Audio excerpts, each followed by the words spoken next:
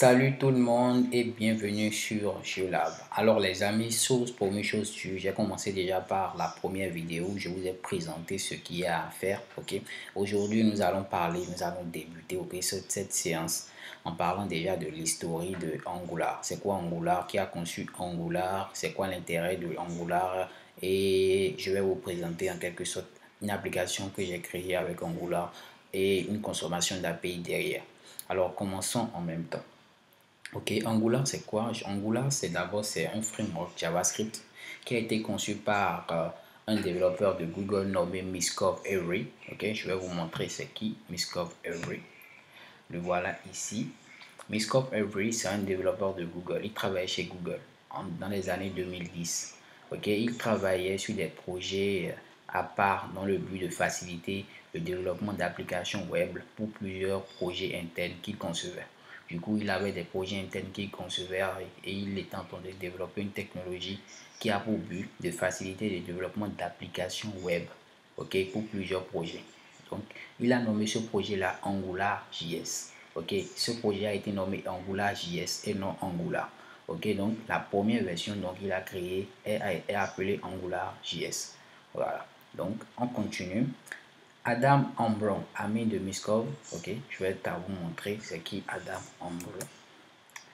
Je vais taper son nom pour que je vois.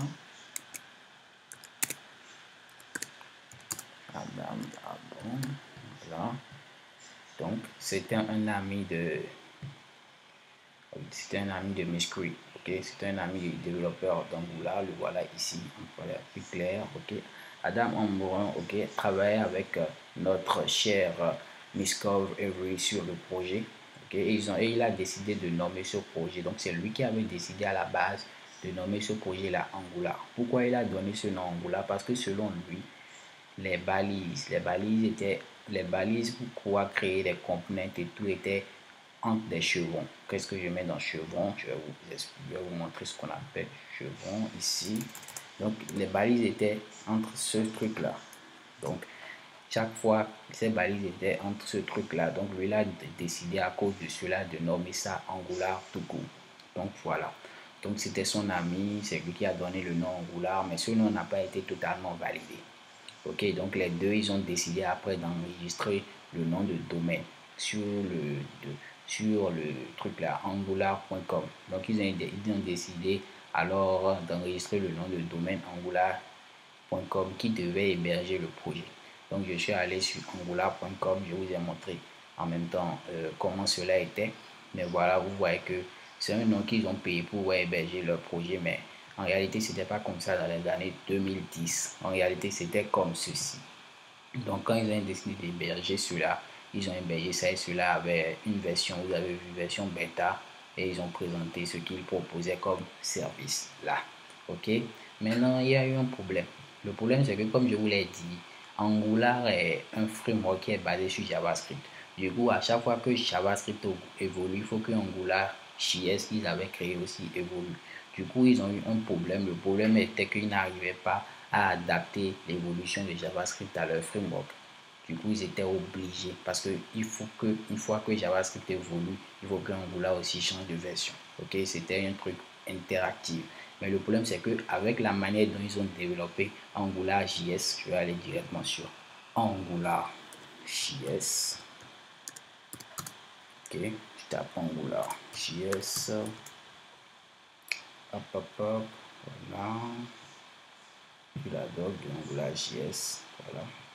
Donc le problème c'est que la manière dont ils ont fait cela, ok, ils ont développé AngularJS, ils n'arrivaient pas à adapter les modifications de JavaScript. C'est-à-dire qu'au fur et à mesure que JavaScript augmente, il évoluait, ils avaient des problèmes de version, ils n'arrivaient pas à évoluer, à améliorer leur version, à créer des versions évoluées en fonction de JavaScript.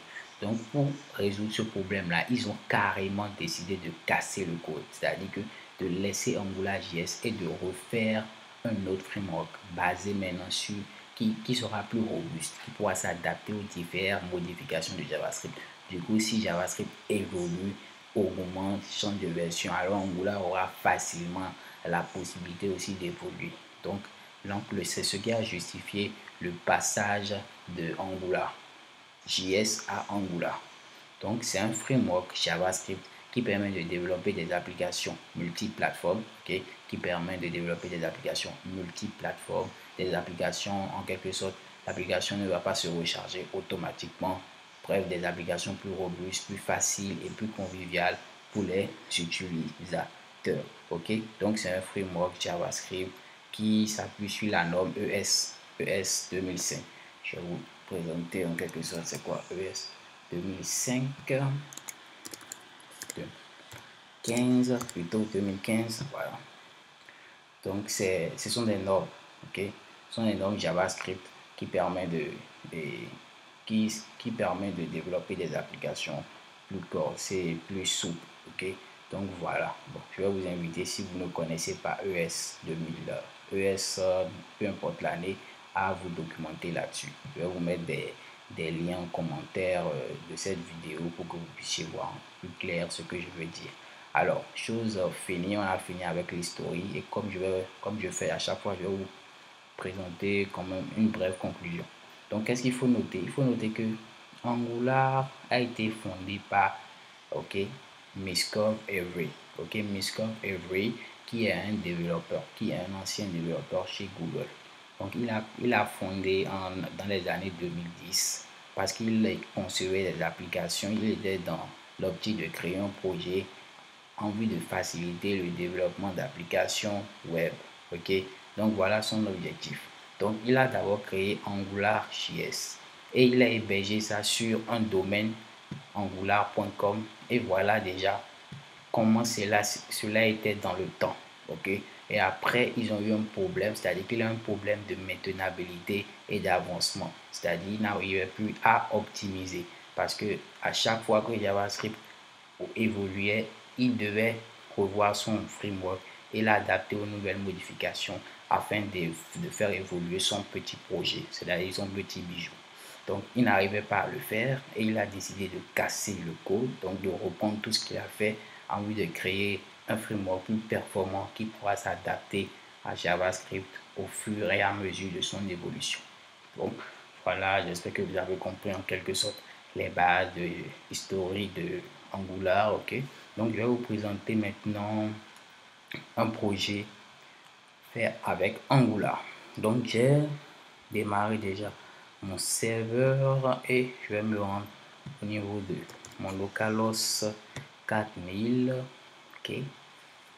Je vais vous expliquer en quelque sorte ce que ce projet fait. Voilà. Donc, en réalité, c'est un projet qui permet de communiquer directement avec une API. Du coup, dans mon projet, j'utilise un API et je lui envoie des requêtes. Ok, cet API me permet d'aller chercher des livres liés au nom que je cherche. Par exemple, quand je viens au niveau de search, je mets par exemple un livre, Tintin. Ok, et je fais search.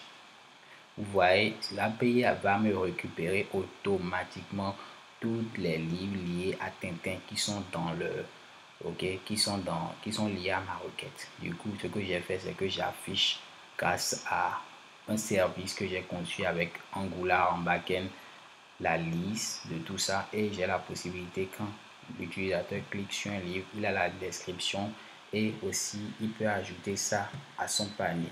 Donc voilà en quelque sorte une application assez simple qui a été faite et cette application fait quand même intervenir beaucoup de notions, à savoir la communication avec l'API, la création de services, ainsi de suite, ainsi de suite. Alors vous avez vu un peu ce que on va faire au cours de cette formation. Alors les amis, je vous donne rendez-vous pour la troisième séance de cette vidéo et nous allons toujours nous amuser. Ciao, ciao et à tout à l'heure.